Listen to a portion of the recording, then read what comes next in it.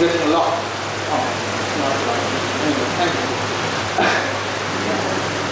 Empirical treatment in patient in ICU according to the epidemiological data of the community obtained from the hospital. So let's, and if we suspect Pseudomonas, it's very difficult to suspect Pseudomonas because nowadays there is no classical symptom of Pseudomonal infection. You cannot get a greenish skin sputum in Pseudomonas infection. You can have a greenish skin sputum in a COPD patient with high degree of eosinophilia. So this is all theoretical. I am not going into that theoretical aspect. Now see what happens. Delay in treatment. This is the survival graph. If you delay in treatment in hours, with each hour of delay in treatment in a severe DE patient, you have got a reduction of 7.6% survival. Mind it, we have invented or tried so many of the medication, but no medication increases survival from 12 mortality from say 46% to 12% only by selecting the correct antibiotic at the nick of time. So there is 12% mortality if you select the antibiotic and within 1 hour.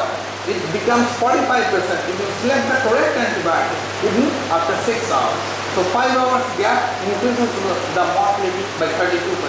It has to be noted. Okay. Now summary of the treatment. This is the outpatient general medicine ward patient in ICU. This is the antibiotics according to the culture, epidemiology and according to the symptoms. Now the macrolide has got certain roles in community acquired pneumonia. There is role in normal person and role in patient with chronic respiratory disease. Why? Because the incidence of atypical infection is high with COPD patients. What are the macrolides in hand? Azithromycin and clarithromycin. IV preparation when the patient is severely ill, you have to use intravenous parenteral preparation. Azithromycin causes hemodynamic compromise, and there is a black box warning in last week of May that azithromycin causes certain amount of cardiotoxicity. So clarithromycin is now has got the single player on the field to score all the goals. Okay, so clarithromycin pharmacokinetics, I am not going into the details of pharmacokinetics of clarithromycin.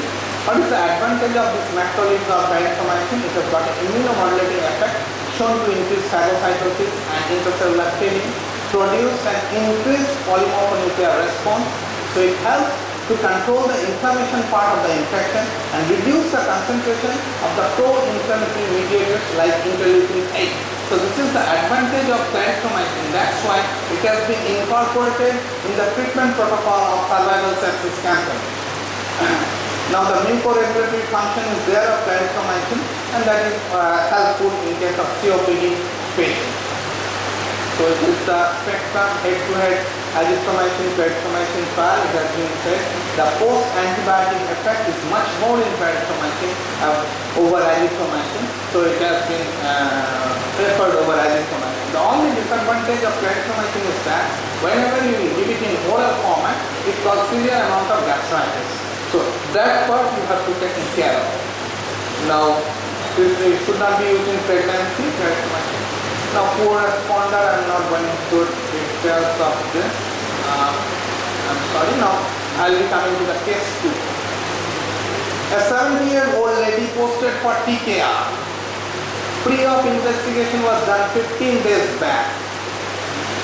Reports acceptable. Operation delayed because the patient was on aspirin and propionate. This is the situation I faced 6 months back. Operation was uneventful. Patient is having pulse rate above 100 pre-op and post-op. Now see what happens next here. Patient develops fever, shortness of breath, desaturation, tachycardia with blood pressure dropping down to 90/60, chest vessel stress, and there is tachypnea.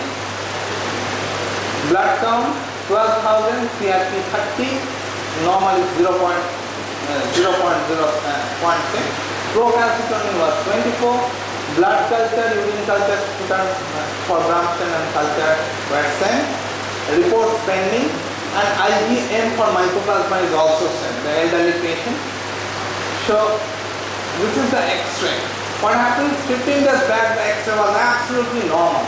In between these 15 days, nothing was done to the patient. The aspirin clopidogrel was stopped. The patient was admitted and posted for surgery.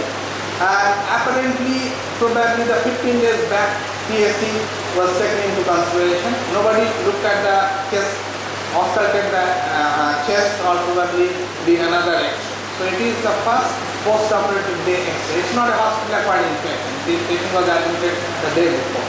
So it's a community-acquired infection. But mind it, the patient has got no fever, a 70-year-old lady, otherwise immunocompetent.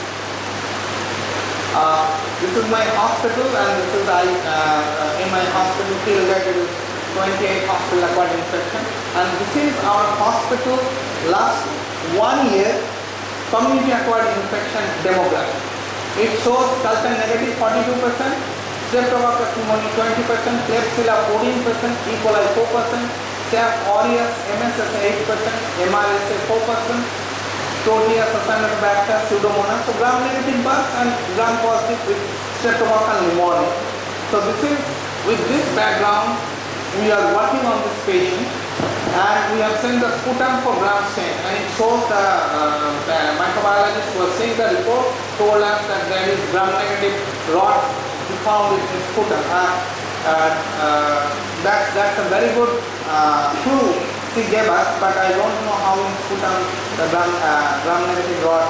If you ask me details about this, I cannot answer this. But it was what has been reported, and we just reinforce the gram-negative coverage and the gram-negative sensitivity pattern in my hospital from community. So imipenem has got the higher sensitivity, and the gram-positive, we have got linezolid, the higher sensitivity. Clarithromycin has got a significant, azithromycin and clarithromycin has got significant sensitivity, but we do not give linezolid in this patient because linezolid will infuse 300 ml of volume. The patient's cardiac contraction was 54%, and as well as the hypotension, patient was having tachypnea. We didn't really want to overload the patient with volume, so we give clarithromycin and imipenem 500 mg 4 times a day, and clarithromycin 500 mg twice daily.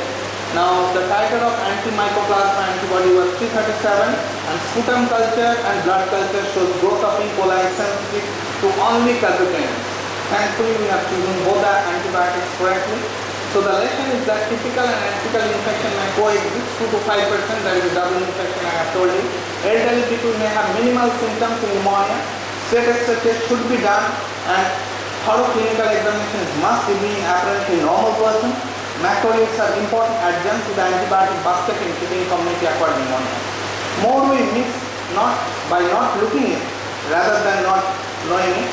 So anesthetic algorithm will be X-ray suspicious, non-emergency, check history, check standard investigation, start antibiotic if feels necessary, and hold surgery, follow up and treat. Atypical marker to be sent if you is suspicious, and if it's an emergency surgery, you have no option but to go ahead with the surgery. You send the atypical marker, start the antibiotic, and in post-operative phase, keep the patient in OT observation or in ICU.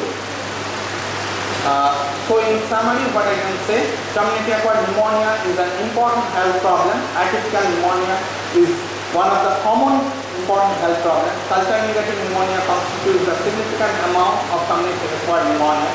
Local epidemiology of infection with culture sensitivity pattern is important in the treatment. X-ray test may be normal or near normal in viral and atypical pneumonia. Clinical evaluation remains the gold standard. Macrolides remains one of the cornerstone of therapy.